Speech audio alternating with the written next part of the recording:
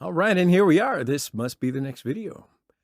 So now it's time to talk about Resilient File System, or ReFS. I know you're excited, so let's get right to it. So Resilient File System, ReFS. This is a new file system built using code from the current NTFS file system. Now, at the moment, ReFS is not just a replacement for NTFS. It actually has its own advantages and disadvantages.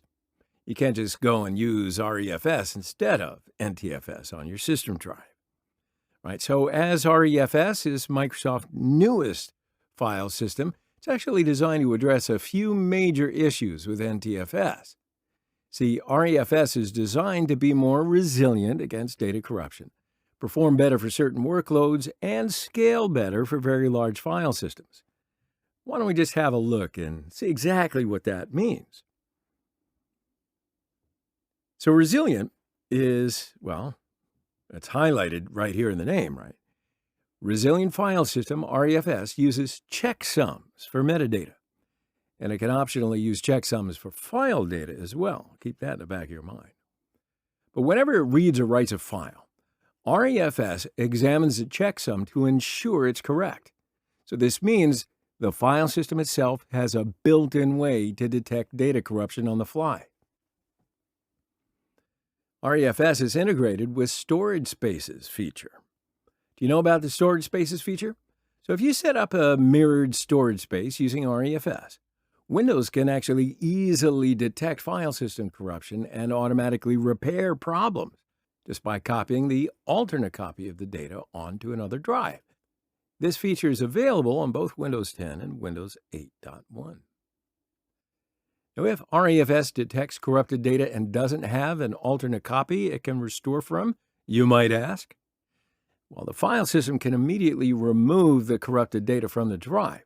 Now, it doesn't require you to reboot your system or take the drive offline like NTFS does. ReFS also doesn't just check files for corruption when reading and writing them. An automated data integrity scanner regularly checks all files on the drive to identify and fix data corruption too. So it's an auto-correcting file system. So you don't need to use check disk at all. Now, the new file system is also resistant to data corruption in other ways as well.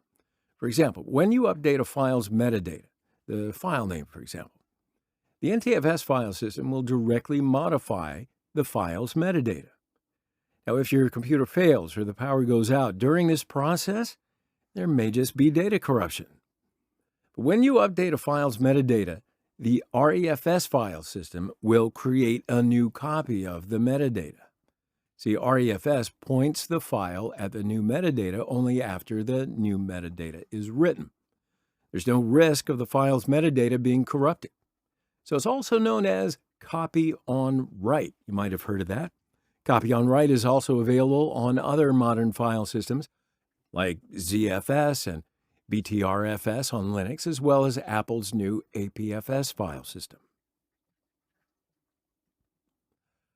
So ReFS is more modern than NTFS, and it supports much larger volumes and longer file names. And in the long term, these are definitely important improvements. On an NTFS file system, file paths are limited to 255 characters. But with ReFS, a file name can be up to 32,768 characters long. Now, Windows 10 also allows you to disable the short character limit for NTFS file systems, but it's always disabled on ReFS volumes. ReFS also discards the DOS-style 8.3 file names.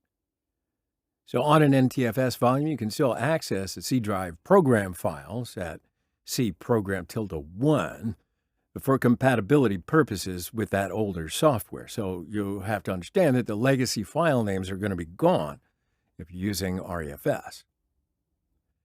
Now, like I said, NTFS has a theoretical maximum volume size of 16 exabytes. With ReFS, you've got a theoretical maximum volume size of 262,144 exabytes. And it doesn't really matter much right now, but it just might one day. Now, ReFS can be faster, sometimes. See, ReFS isn't just designed to improve all performance over NTFS. Instead, Microsoft's actually focusing on a few different important optimizations that make ReFS perform so much better in certain cases. Now, for example, let's say when you use storage spaces, ReFS supports real-time tier optimization.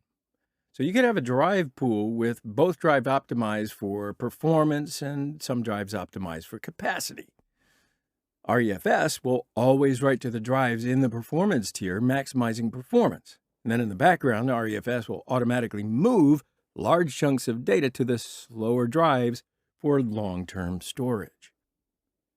Now, in Windows Server 2016, Microsoft improved ReFS to offer better performance with certain virtual machine features. Microsoft's own Hyper-V virtual machine software takes advantage of these, and in theory, other virtual machine software could support them if they wanted to. I'll give you an example. ReFS supports block cloning, which accelerates virtual machine cloning and checkpoint merging operations. Now, to create a cloned copy of a virtual machine, ReFS only needs to create a new copy of metadata on the drive and then point it at existing data on the drive. That's because with ReFS, multiple files can point to the same underlying data on the disk. When the virtual machine changes and new data is written to the drive, it's written to a different location, and the original virtual machine data is left on the drive. And this makes the cloning process so much faster. It requires much less disk throughput as well. ReFS also offers a new sparse VDL feature. And this allows ReFS to quickly write zeros to a large file. And that makes it way faster to create a new empty, fixed-size virtual hard disk, or VHD file. Whereas it might take about 10 minutes with NTFS, it can take just a few seconds with ReFS. So when you're working on a typical Windows 10 PC, you can only use ReFS through the feature called storage spaces. So be sure to format your storage spaces as ReFS and not NTFS when you see the file system option. You automatically benefit from data integrity features in the ReFS file system as long as you choose it. Now, on Windows Server, you can choose to format some volumes as ReFS using the normal disk management tools, which may be particularly useful if you're using virtual machines on those drives. But you can't format your boot drive as ReFS, and you'll lose some access to some of the NTFS features. So ReFS functionality is now available as part of Windows 10 Pro for workstations as well as Windows 10 Enterprise. And guess what? Now you know everything there is to know about resilient file system. So I hope you learned a lot from this one, because we're going to take our knowledge forward. I'll see you in the next video.